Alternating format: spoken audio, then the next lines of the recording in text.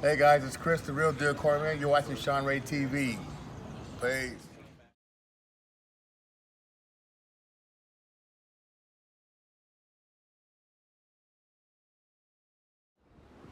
Hey guys, Shawn Ray here for Shawn Ray TV. Post Mr. Olympia back home, and in hindsight, we had a couple of days to kind of detox, digest what just happened.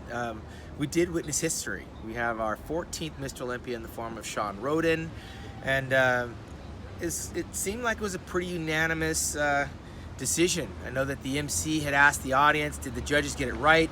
And when he asked that, the audience rose to their feet with applause. So the fans seemed to be happy with it. I know that one person wasn't, and that had to be the heartache and the heartbreak of seven-time Mr. Olympia, Phil Heath. But let's give it a little bit of perspective. What Phil Heath did is nothing short of amazing. Of course, Arnold Schwarzenegger has 7 to his credit, but he had a 5-year layoff in there from 75 to 1980.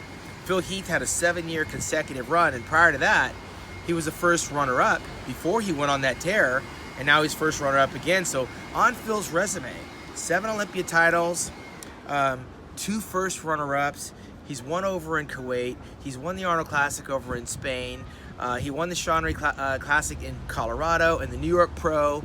I mean, Phil is a highly decorated bodybuilder and destined for the future bodybuilding Hall of Fame. So let's just keep it in perspective. He got $150,000 and second in the world. It's not a bad day at the office for Phil. And he's got a lot of reflection to do, because he's got to either consider taking that title back next year or sailing off into the sunset and finishing his career as the #2 bodybuilder to Shawn Rhoden. So he's going to have time, and I think that decision needs to be made by him by January at best. And whichever direction Phil goes, financially, historically, he's going to be headed in the right direction. He's made the best of what he's had to work with, and people have asked me time and time again, what does Phil need to do going forward? Listen, Phil had a double hernia last year and still won the Olympia. This year he did not have it, and he lost the Olympia.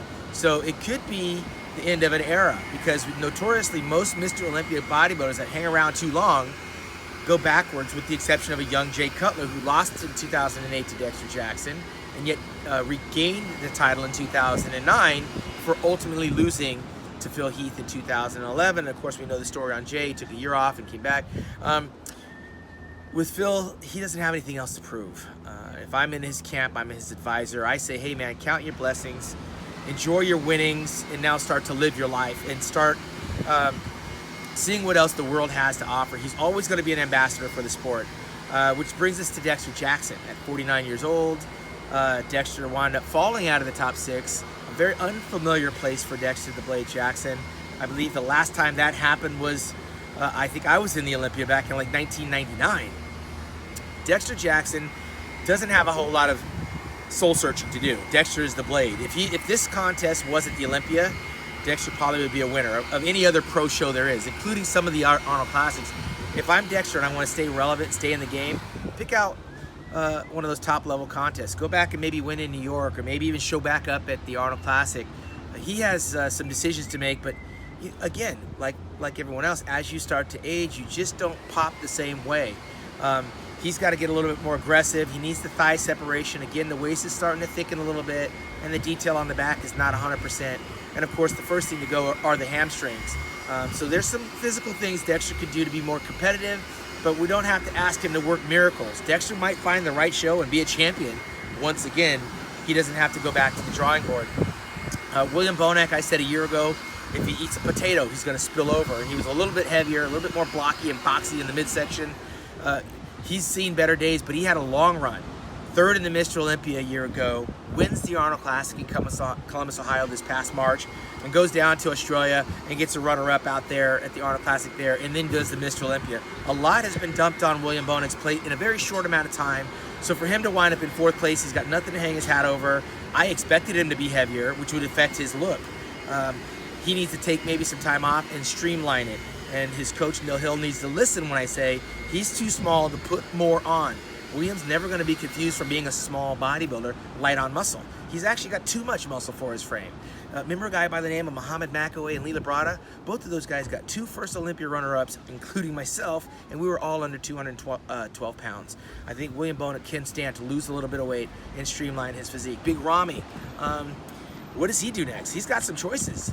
Big Rami can continue to just diet down and refine and lighten it up and streamline his physique. He doesn't have to go back to the drawing board. He just came in too big, and he thought maybe that would work for him, and of course now he knows it doesn't work. Size is not what it once was back when you had other big bodybuilders to compare with. Rami needs refinement, which is why Shawn Rhoden edged out Phil Heath. Shawn Rhoden actually had the flat abdominal wall. He was hard in all the right areas. He wasn't perfect by any means. The triceps were slight. The hamstrings could use a little bit more detail. And of course, the upper quads, more separation. There are things that Shawn can work on, but he did enough to win in terms of condition. Big Rami, come in condition. Stay away from those quads, man. Just do leg extensions, do lunges, and ride the bike. Don't ever squat. Don't ever do any leg presses. Do yourself a favor and try that. It worked for Ronnie Coleman in 2001 when he went to the Arnold Classic. Ronnie Coleman streamlined his physique, was a light 247 pounds. You cannot tell me, Big Rami, that you can't get down in weight. But I'm going to tell you as an expert, you need to get down in weight. So if you were 295 or 290, you need to be around 280. Try it. It worked for Ronnie Coleman, and Ronnie Coleman came out looking like a champ and won the Arnold Classic Championships. Other storylines along the way. Brandon Curry, what can you say about Soul Brother #1? I mean, he's just been a picture of steady consistency in terms of developing his physique. He won the Ferrigno Classic out in Palm Springs this past October, a year ago, and he was former Arnold Classic champion, and he just steadily continues to make an impact and an impression. I don't think he needs to get any bigger. Detail will serve Brandon Curry in the long run, but man, what a year Brandon Curry had. Congratulations to him and the whole Oxygen crew. Rolly Winkler, the popular one, the fan favorite, walks off with the championship belt for being popular. Look, Rolly won in Australia. Rolly served notice in Ohio, and here he is, third place in the Mr. Olympia, and rightfully so. I would have had him third place just on improvements alone.